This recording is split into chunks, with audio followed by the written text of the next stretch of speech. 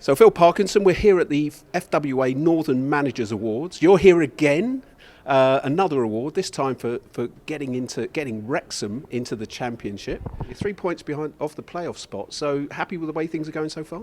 Yeah, we're on a decent run. We've got a decent run of consistency going. I think there's still work for us to do in terms of improvement within the group we've got, but we're enjoying it. You know, it's from where we've come from to be running out at Ipswich in front of a sellout crowd yesterday. To 4 years ago playing Kings Lynn and Dover and teams like that. It's an amazing kind of story for us, and I want the lads to enjoy it. I want all the staff who've been with us right from the beginning to appreciate where we've come from, and when we turn up at a place like Portman Road, kind of embrace it and make sure we get the most out of the day. Yeah, I mean, the whole world knows your story, obviously, because of the documentary series. Does that bring extra pressure with it sometimes? I think there is been expectation on us, and from day one really, but I think the pressure was getting out the National League. That was the big, because if that hadn't happened with a famous battle with Notts County in that season, then I don't think there'd have been another series of the documentary. It'd have been very difficult to keep things going.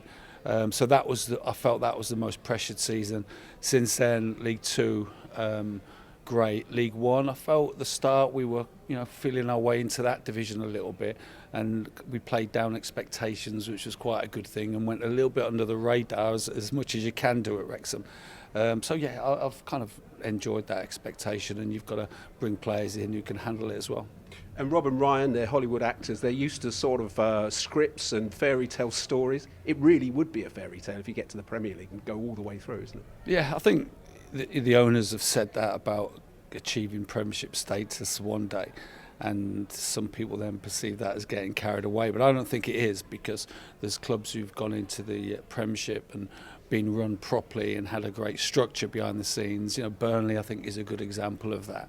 And other clubs, Luton Town obviously have done it. So there's no reasons why we can't, but you don't get there by luck. You get there by having good people working at the football club, a calmness when things go a little bit against you, which inevitably happens throughout every season. Even in successful seasons, you have periods where results don't go well, and making sure everyone understands it's a togetherness, a team unity, not just on the pitch but off the pitch, which ultimately brings success. So of course that's the aim, and we'll see if we can achieve it. And just finally, the whole city, Wrexham, the town city now it is, it's had a tremendous boost, isn't it, in terms of tourism and profile and putting it on the map. Is that also something that you're very proud of as a club?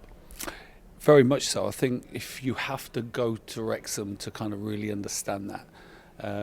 We get a lot of people from abroad, particularly America, coming to the games, coming to look around the stadium. And when I speak to them, and I always try to, if they're in and around the ground, they always talk about the welcome they've had from the Wrexham people. The uplift in the area is amazing. I was at the Chamber of Commerce in the town or city recently and talking to a lot of local businessmen, and it was great to listen to their stories, how the club's success and the story has impacted on them. So that's what success of a football club can do. Rob and Ryan, came out at the very start of that, and the part of their mantra was, can we uplift a whole area, and so far we're doing that, and now my job is to do my bit on the pitch to keep that upward momentum going.